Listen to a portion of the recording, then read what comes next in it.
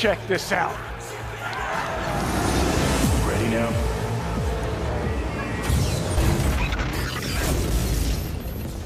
Cyberpunk has been delayed once again for the third time. Welcome to the next generation of open-world adventure. Immerse yourself in Cyberpunk 2077.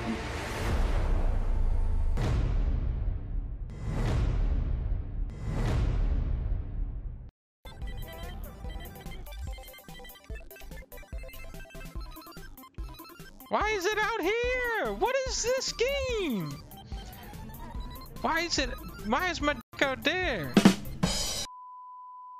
What's up, guys? It's Jason here, and welcome to my YouTube channel, Video Game Insight. If you want to know how to avoid running a company into the ground, keep watching this video. Today, I want to talk to you about CD Projekt Red. The gaming company, which also goes by the acronym CDPR, went from a beloved developer to a reviled pariah in the gaming world. Most videos focus on the gameplay aspect of their failings. There are plenty of channels and videos depicting pro gamers weeping and gnashing their teeth about the myriad of failures in Cyberpunk 2077. But I want to approach the company's slide from grace through a business lens. What's the narrative there? Back in the shadows with the money men? You seem to understand each other. Take this, too. That's what this video is about. I'm going to tell you the story of the rise, demise, and fall of CDPR. It's a fascinating story that involves scandal and greed. Thankfully, no murder, though not that we know about right now anyways. The rise and fall of CDPR and its founders play out like a Shakespearean tragedy. First, Act 1 is CDPR's rise to prominence. Then, Act 2 is the climactic and tragic release of Cyberpunk 2077. Finally, Act 3 is the resolution and the resulting fallout and what Cyberpunk 2077 should have done. There's a lot less literal death in this resolution, but tons of carnage, so stick around. Like any great tragedy, the elements at play in this story are a hero's tragic flaw, unyielding internal and external pressure, and insatiable greed. Your money or your life. Jesus. But first, I just need a quick favor from you. If you wouldn't mind hitting that like button for the YouTube algorithm, it would help me out a ton. The more engagement a video like this gets, the more likely the YouTube algorithm is to push it out to more people to enjoy. And as this is a brand new channel I started this year, it helps me out a ton and it's free to do. If you enjoy videos like this, be sure to subscribe and hit that notification bell for new videos each week. Thanks for doing that. And now let's continue on to what happened to Cyberpunk 2077 in 2021. Act 1. The Rise of CDPR. Our tragic hero is the co-founder of CD Projekt Red, Marcin Iwinski. Iwinski harbors a core fundamental flaw. He is a man of hubris. That fatal flaw, hubris, excessive pride, cost Iwinski millions. Just how did the noble Polish game developer fall so sharply? The company was riding high on the success of its Witcher franchise. The beloved game is based on Polish author Andrzej Sapkowski's famous fantasy novel by the same name. The games are universally liked, and The Witcher 3 makes appearances on tons of people's all-time best lists. The year is 2012. CDPR is riding the cresting wave of success. This swell of achievement is attributable to the victory of The Witcher 1 and 2. Here comes the hubris. In 2012, Marcin Iwinski promised his acolytes that Cyberpunk 2077 would build on The Witcher's success. Cyberpunk 2077 would be a mature adventure, postmodern and dystopian, with an open and endless world reminiscent of the pen and paper RPG the video game was based on. This game would change gaming forever. Iwinski was right, but not in the way he predicted. Fast forward to 2015, CDPR and its owners are making tons of cash from The Witcher 3. The game is a runaway critical and commercial success, but cracks in the veneer were beginning to appear. There is a game developer industry term called the crunch. The dreaded crunch, that time in a game's life cycle where workers have to put pitifully long hours matched only by the pitiful pittance they earn. One former video game developer revealed that she made $430 a month while working at CDPR. The crunch is what allowed Iwinski to promise big and deliver huge with The Witcher 3. That same overconfidence and reliance on inhumane crunch time working conditions at sweatshop wages helped CDPR become the most valuable European video game company in May 2020. Like Polish king Wenceslaus III of Bohemia, this game developer from Poland would be a king for less than a year. The combination of Iwinski's hubris, internal pressure from the crunch, and external pressures caused CDPR's slide into devastation. Act 2. Broken Promises. The hype train started almost a decade ago at the CDPR press conference, where the game designer promised the next coming of the Messiah in the form of Cyberpunk 2077. The self-aggrandizement only grew as the developers promised more options, revolutionary gameplay, and flawless graphics. In 2018, the company released a polished trailer at E3. The game hadn't even been completed yet, but 8 million fanatics ordered the game in the trailer's strength. With perfect hindsight, it's apparent that CDPR promised too much and underdelivered on the fantasy world. Then check this out. Ready now? Whoa, hey, easy. Of course, having Keanu Reeves come out on stage and tell us we're breathtaking didn't help either. I mean, the fact that he was a character in the game, of course it was going to sell. But why is Cyberpunk so bad? The trailer showed excellent gameplay, responsive controls, and a world that felt alive. A world that sci-fi and gaming enthusiasts had been dying to explore. The world of Blade Runner, a dirty dystopian world punctuated with neon lights and adventure down every street. The pressure and the hype had built up over 9 years. The main culprit behind the publicity was CDPR itself. This was an unforced error, a self-inflicted shotgun wound, and it proved to be near fatal. The hype caused unrealistic expectations from the player base. Is Cyberpunk 2077 really that bad? It is almost impossible to describe how much of a failure the launch of CDPR's Cyberpunk 2077 franchise was. First, it was delayed. The original target release date was April 16th, 2020, and then delayed again until September 17th. And then it was postponed for a third time until November 19th, 2020. The delays intensified the crunch and anticipation from fans. By the time CDPR released the game in December, fans were already in a frenzy. The hype train was running off its rails. The developer's decision to disregard its employees' well-being to make the deadline was a controversial move. Mandatory overtime and working weekends, a distorted work-life balance, became the norm for employees. The maneuver did not portend well for the game. Everyone was hopeful still. After all, this was CDPR, the publishers of Witcher 3. This game was so successful that it spawned a Netflix adaptation. All in all, the crunch did help the company drag the game over the finish line by December 10th. And that's when the real problems began. The company billed the game as an incredible adventure in a science fiction universe. The game is set in a future dystopia where cybernetic street people negotiate the deadly world of corporate espionage. The weapons and high-tech augmentations were supposed to be part of the revolutionary player experience. CDPR's trailers were top-notch. And as I mentioned earlier, the Polish game developer even managed to secure Keanu Reeves as a prominent character. The incredible Keanu Reeves!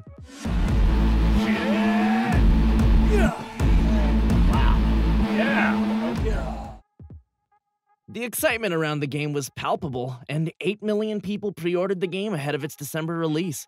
The delays might have been forgiven if the game was the purported masterpiece and feat of software engineering that was promised. Instead, it was a dumpster fire. Something peculiar began to happen. Game reviewers and critics were receiving the game. The only version was a PC version.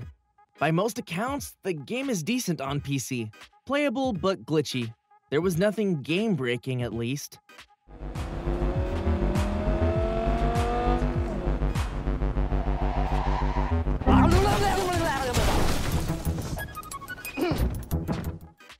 Conspicuously absent from the distribution were the Xbox One and PS4 versions of the game. Something was rotten in Denmark. I smell something rotten too. Is it that you haven't subscribed or clicked the like button yet? Please do so if you haven't, and if you had, thank you. The game released on December 10th, and problems immediately emerged. It was marred by silly glitches, game-breaking bugs, and shoddy graphics. The game became more a meme and a punchline.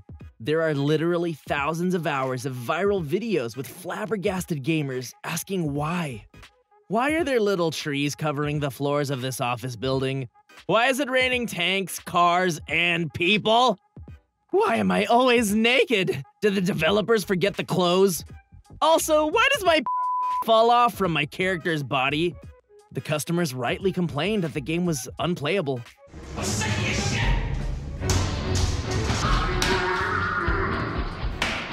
Mistakes, low-level AI, and hugely incompatible with all but the most expensive and highest-end gaming consoles resulted in a furious fanbase. Of course, the Google Stadia version of the game played incredibly well due to the fact that it's running in the cloud and no hardware is involved on your end, but I mean, who even has Google Stadia anyway? Maybe that's a video for another time. Is Cyberpunk 2077 worth getting? Well, the game went from potential award winner to cautionary tale about deception and false promises. CDPR lied to its customers about the game's features. Then they doubled down on the lie, hoping that they could fix the errors during the crunch. More errors kept popping up, so the company lied again.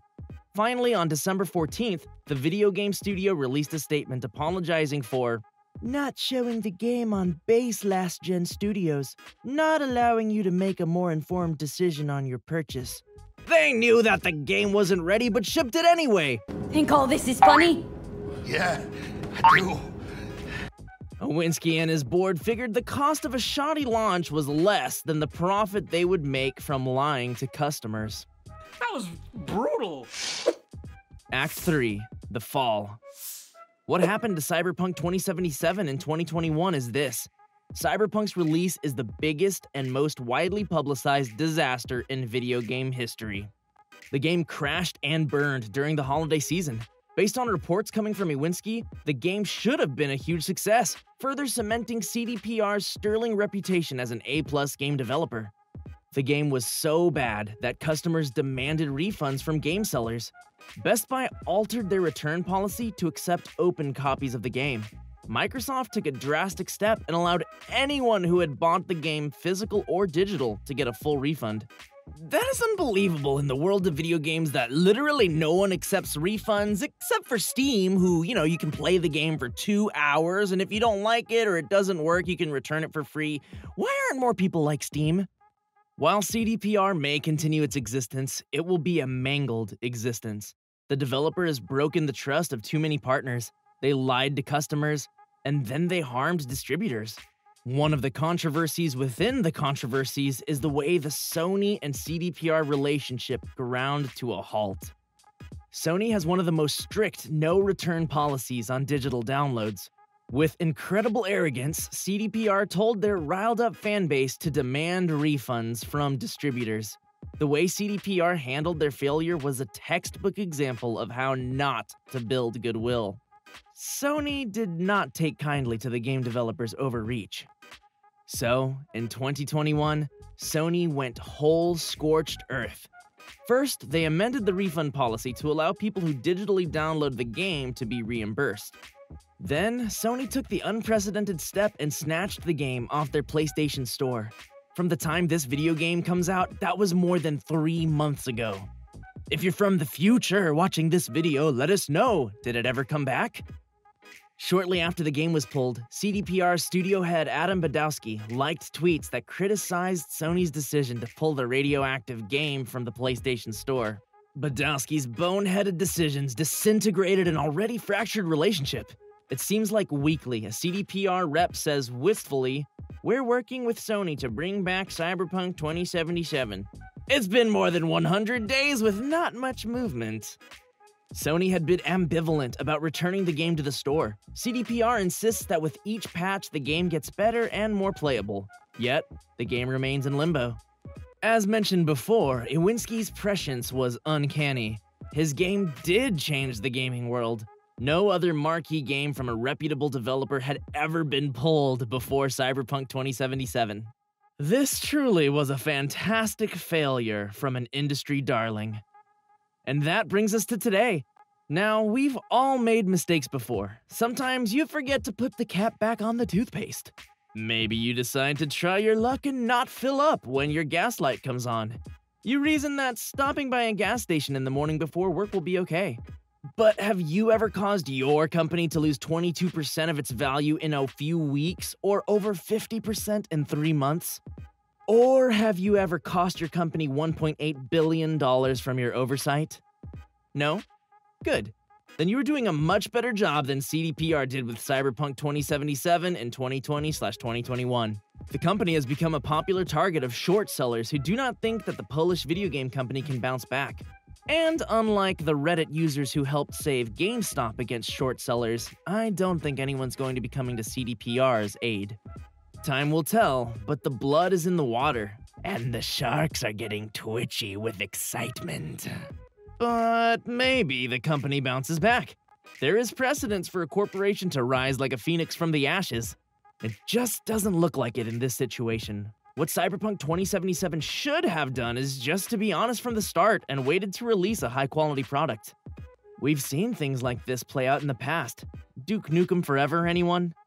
The future does not look bright for CDPR in 2021 or next year for that matter. Since the release, the company has been investigated by Poland's Office of Competition and Consumer Protections. It has had 2 class action lawsuits filed against them, and in late March 2021, the lead designer left the company. So that's it. The rise and fall of CD Projekt Red and what happened to Cyberpunk 2077 in 2021. I hope you found some value in this video. And it would be nice to someday have to make a rise and fall and rise again of CDPR, but I just don't think it's gonna happen. So with that said, thank you so much for watching my video, as this is a brand new YouTube channel I started this year. There was a significant amount of research, production, and video game testing that went into making this video possible. So if you wouldn't mind giving the video a like and leaving a comment in the YouTube section below, it would really help out a lot. Have you tried playing Cyberpunk 2077 or at least seen some of the gameplay? What did you think about CDPR's rollout? Be sure to check out some of my other videos like the rise and fall of Bruno Mars and the rise and fall of New York. If you're a foodie, you'll love my video on In-N-Out Burger and why they're so successful. Thank you again for watching and stay tuned for another episode of Company Insight next week.